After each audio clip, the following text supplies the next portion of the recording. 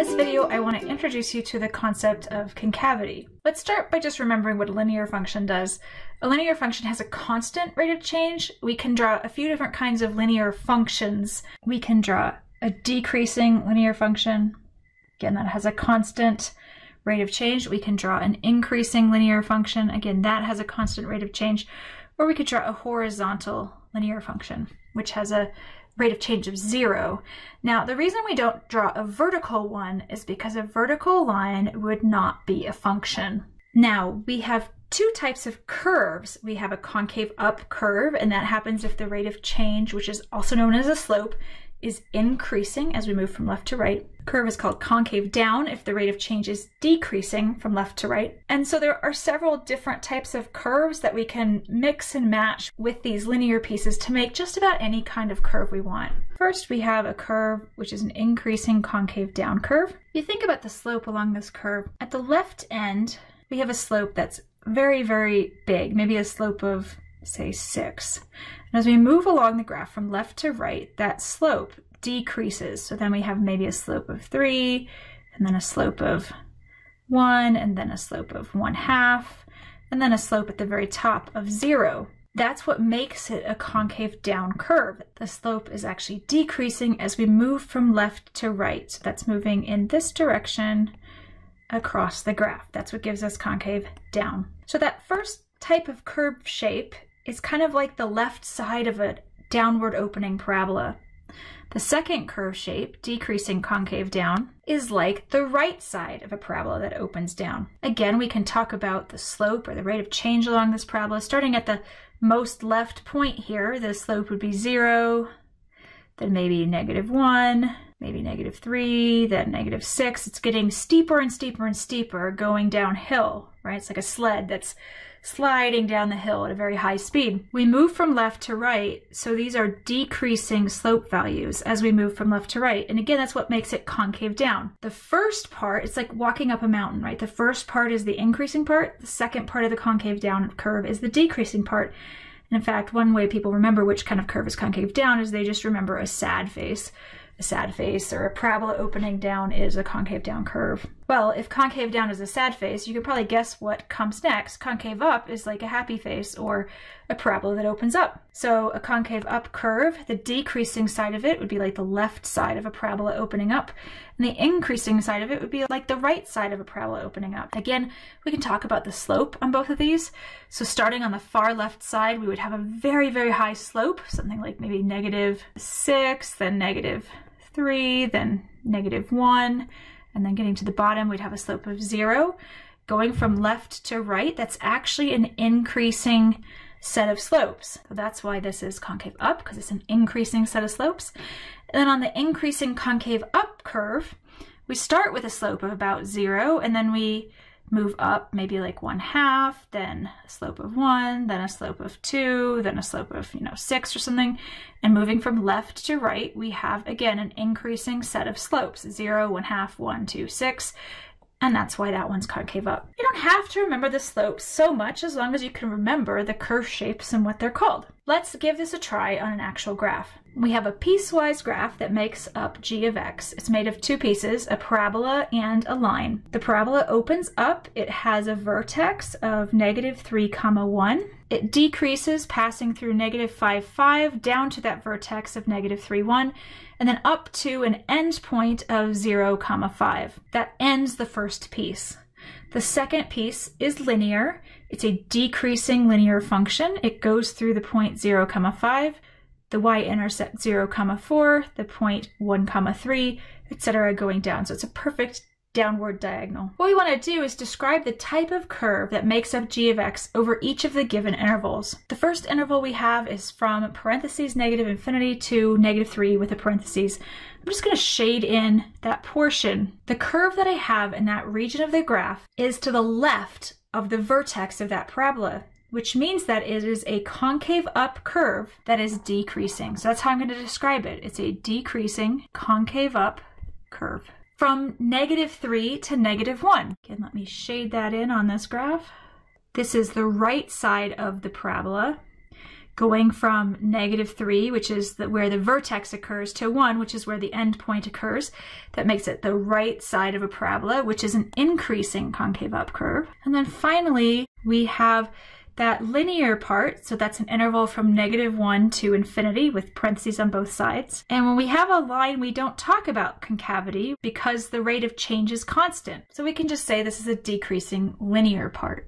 Okay, now I want you to estimate the intervals for the graph of Alaska's non-seasonally adjusted monthly employment for 2017. You can assume T is the number of months since the beginning of 2017. So on the x-axis, you see months counting from 1 going up to 12, counting by ones. On the y-axis, you see monthly employment in thousands going from 300 to 320, 340, and 360. The curve itself starts off at a value of about 1,318.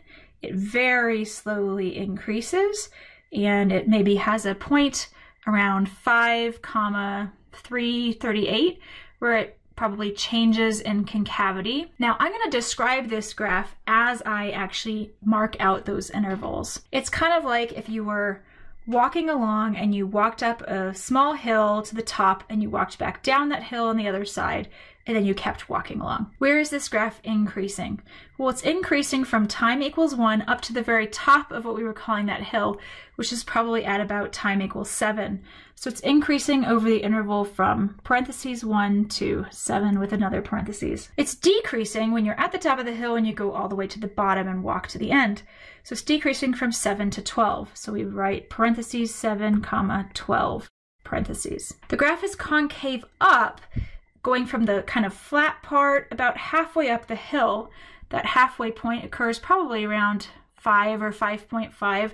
So we could say that it's concave up from 1 to 5. Then it's concave down from about, as we go over the top of the gentle hill. So from about 5 to about 9, parentheses 5, 9 parentheses.